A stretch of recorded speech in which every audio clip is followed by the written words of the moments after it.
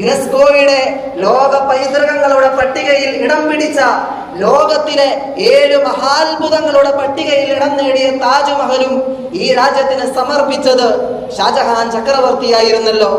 അതുപോലെ യുനെസ്കോയുടെ ലോക പൈതൃക കേന്ദ്രങ്ങളുടെ പട്ടികയിൽ ഇടം പിടിച്ച, അമ്പരചുംബിയായ, ആകാശത്ത് മുത്തം വെച്ച് നിൽക്കുന്ന കുത്തുബ് മിനാറിന്റെ പിന്നിലും ദില്ലി സുൽത്താനായിരുന്ന കുത്തുബുദ്ദീൻ ഐബക്കായിരുന്നു. അങ്ങനെ മായ്ക്കാനാവാത്ത, മറക്കാനാവാത്ത ഒരുപാട് ചിഹ്നങ്ങൾ, ഒരുപാട് അടയാളങ്ങൾ ഇന്നും ബാക്കിയാണ്. അതൊക്കെ പോയെന്ന് കാണണം. എത്ര മനോഹരമാണ്, എത്ര സുന്ദരമാണ് അതിൻ്റെയൊക്കെ നിർമ്മിതികൾ. മുസ്ലിം രാജാക്കന്മാരുടെ ശേഷിപ്പുകൾ ഇന്നും ബാക്കിയാണ് ഈ രാജ്യത്ത്.